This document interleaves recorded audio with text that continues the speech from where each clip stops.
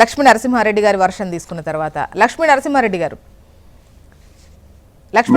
గారు వినిపిస్తోందా? చెప్పండి. మూసీ చుట్టూ నైట్ టూరిజం డెవలప్ చేస్తాము అని చెప్పేసి సీఎం గారు అంటున్నారు. ఒకవైపు పర్టికులర్గా మూసీ విషయమే చూస్తే డెఫినెట్గా ఏదైనా ప్రాజెక్టు తీసుకున్నప్పుడు ఖచ్చితంగా భూసేకరణ అనేది జరుగుతుంది. నది పరివాహకం అయితే కనుక నదిని పునరుజ్జీవింపజేయాలి అని అంటే డెఫినెట్గా అక్కడ ఉన్న వాళ్లను పంపించాల్సిన అవసరం ఉంది. ఇదంతా వాళ్ళకు అన్యాయం చేయకుండా వాళ్లకు పరిహారం ఏ రేంజ్లో ఉండాలి అనడం కన్నా కూడా అక్కడ అసలు ఏం తీయొద్దు, ఏం కట్టద్దు అంటే ఏం తీయొద్దు అక్కడ అన్న విధంగానే ప్రతిపక్షాలు మాట్లాడుతున్నాయి. పర్టికులర్గా బీఆర్ఎస్, ఎందుకంటే వాడల్లో కూడా ప్రచారం చేయడానికి వెళ్తూ ఉన్నారు. అంటే వాళ్ళ సమస్యలు తెలుసుకుంటున్నామంటున్నారు, వాళ్ళతో మాట్లాడుతున్నామంటున్నారు. మేము వస్తే ఒక్క ఇల్లు కూడా తొలగించకుండా మూసీని పునరుజ్జీవింపజేస్తామని హామీలు ఇప్పుడే స్టార్ట్ అయిపోయినాయి. ఇంకా 2.5 సంవత్సరాల తర్వాత ఎన్నికలు ఉన్నాయి, బట్ ఇప్పుడే స్టార్ట్ చేస్తున్నారు. ఏంటిది? ముందుగా ప్యానెల్లో పాల్గొన్నటువంటి పెద్దలకు, అదే విధంగా హెచ్ఎంటీవీ వీక్షకులకు నమస్కారాలు తెలియజేస్తా ఉన్నాను. ఏదైతే రేవంత్ రెడ్డి గారు నిన్న రాత్రి ఏదైతే మూసీ నది చుట్టూ నైట్ టూరిజం అభివృద్ధి చేస్తామని చెప్పారో, మేము ఏమంటున్నాం అంటే ఈరోజు అభివృద్ధికి మేము ఎప్పుడు కూడా వ్యతిరేకం కాదు, కానీ వాళ్ళు తీసుకుంటున్నటువంటి వాళ్ళు అవలంబిస్తున్నటువంటి విధి విధానాలకు మాత్రమే మేము వ్యతిరేకము. మీరు ఏదైనా ఒక ప్రాజెక్టును చేపట్టేటప్పుడు ప్రాజెక్టుకు సంబంధించి పూర్తి అవగాహన, దానికి సంబంధించినటువంటి విధి విధానాలను మీరు కసరత్తు చేసి అధికారులతో చర్చించి ప్రజాభిప్రాయ సేకరణ చేసి మీరు ముందుకు పోతే బాగుంటది. మీకు నోటికి ఏదొస్తే అది మీరు రాజకీయ ప్రచారంలో భాగంగా మాట్లాడుకుంటూ పోతే ఎంతో మంది ఇబ్బంది పడేటువంటి పరిస్థితి ఈ రోజు స్పష్టంగా కనిపిస్తా ఉన్నది. నేనేమంటున్నానంటే మూసీ సుందరీకరణకు 15,000 నుంచి 16,000 కోట్ల రూపాయలు అవసరమైతే అని చెప్పి గతంలోనే ఒక అంచనాకు వచ్చినటువంటి సందర్భంలో దాన్ని దాదాపు 1,00,000 కోట్లకు పైచీలకు తీసుకుపోవాలనేటువంటి ఉద్దేశంతో వీళ్ళు ఏదేదో చేస్తున్నటువంటి పరిస్థితి ఉన్నది. నేను ఒకటే క్వశ్చన్ అడుగుతా ఈ ప్రభుత్వాన్ని, అసలు మూసీలో ఏదైతే సెవరేజ్ సమస్య ఉన్నదో, కాలుష్యం సమస్య ఉన్నదో, చెత్త సమస్య ఉన్నదో వాటన్నిటిని పరిష్కరించకుండా నైట్ టూరిజం ఏ విధంగా అభివృద్ధి చేస్తారో వీళ్ళు ఒక్కసారి ఆత్మవిమర్శ చేసుకోవాలి. ఇదంతా ఏంటంటే రాజకీయ ప్రచారం మాత్రమే తప్ప వేరే ఏం లేదు.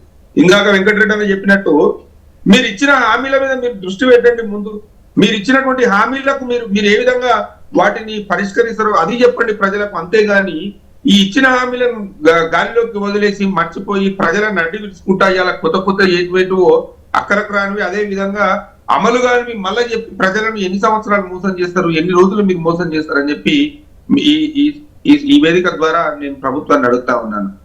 గతంలో ఏదైతే బీఆర్ఎస్ ప్రభుత్వం ఉన్నదో మూసీ నది డెవలప్మెంట్ కోసము సివేజ్ ట్రీట్మెంట్ ప్లాంట్స్ 3,800 కోట్ల రూపాయలతోటి నిర్మించేందుకు ప్రభుత్వం ఆ రోజు ఆమోదించినటువంటి పరిస్థితి మనందరికీ తెలుసు. అదే విధంగా మూసీ నదిలోకి వచ్చేటువంటి మురుగునీటిని ఆపడానికి కూడా ఎస్టీపీలు కూడా ఏర్పాటు చేసింది బీఆర్ఎస్ ప్రభుత్వం.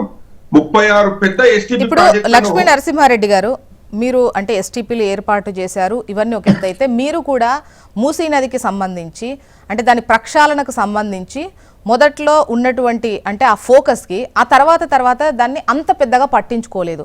మీరు ఇచ్చినటువంటి హామీకి పని జరిగిన రేషియోకి చాలా తేడా ఉంది.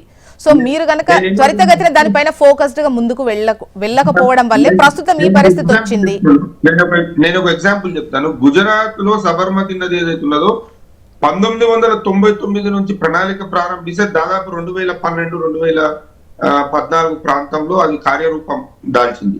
అంటే ఇది ఓవర్ నైట్ లో ఒక రోజు అనుకుంటే ఈ రోజు అనుకుంటే రేపు పరిష్కారం అయ్యేటువంటి సమస్య కాదు. ఎందుకంటే కొన్ని సంవత్సరాల నుంచి ఏదైతే ఇబ్బంది ఉందో, ఏదైతే భయంకరమైనటువంటి వాతావరణం తయారైందో అక్కడ దాన్ని రీసైకిల్ చేయాల్సినటువంటి పరిస్థితి ఉన్నది, దాన్ని డెవలప్ చేయాల్సినటువంటి పరిస్థితి ఉన్నది. ఎందుకంటే దానికి ఒక ప్రణాళిక అవసరము. అక్కడ ఎవరైతే నిర్వాసితులు ఉన్నారో వాళ్ళకు కాంపెన్సేషన్స్ కానివ్వండి, వాళ్ళకు ఇవ్వాల్సినటువంటి పరిహారానికి కూడా ఒక స్పష్టత ఉండాలి. ఇప్పుడు టిఆర్ఎస్ ప్రభుత్వము గతంలో ఉన్నప్పుడు ఎక్కడ కూడా బుల్డోజర్ రాజకీయాలు చేయలేదండి. వీళ్ళు రాత్రికి రాత్రి బుల్డోజర్లు తీసుకొచ్చి నరసింహారెడ్డి గారు, ఈ అంశానికి సంబంధించి మీకు ఒక క్వశ్చన్ ఉంది. ఎందుకంటే మూసీకి సంబంధించి మీరు ఈ అంశాన్ని ఎత్తుకున్నప్పుడు డెఫినెట్గా అప్పుడు మీ కన్సర్న్లో కూడా చాలా వరకు ఇండ్లు పోతాయి అన్నటువంటిది ఉండే, కానీ రాజకీయంగా దెబ్బ పడిపోతాము, ఇక్కడ ఉన్నటువంటి ప్రజల నుంచి తీవ్ర వ్యతిరేకత వ్యక్తం అవుతుంది అన్నటువంటి దాంతో ఆ విషయంలో మీరు గట్టిగా స్పందించలేదు, సో ఆ నిర్ణయం తీసుకోలేదు అనేది అంటే గతంలో ఏ ఏ అభివృద్ధి ఇక్కడ వీళ్ళు డేర్ చేస్తున్నారు, వీళ్ళు డేర్ చేశారు, మీరు చెయ్యలేదని.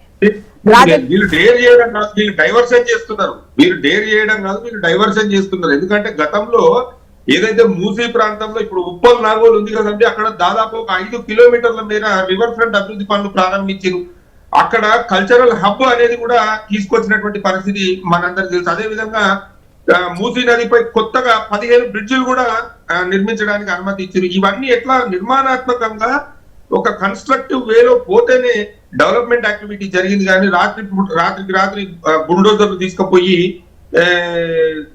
ఏదో మొత్తం నిరుపేదల సెలెక్టివ్ పీపుల్ యొక్క ఇల్లు గులగొట్టి సెలెక్టివ్ పర్సన్స్ ని ఇల్లు ఖాళీ చేపించి వాళ్ళని నిర్వాసితులను చేసి వాళ్ళని నానా ఇబ్బందులు పెట్టినటువంటి పరిస్థితి ఎన్నడూ కూడా జరగలేదు.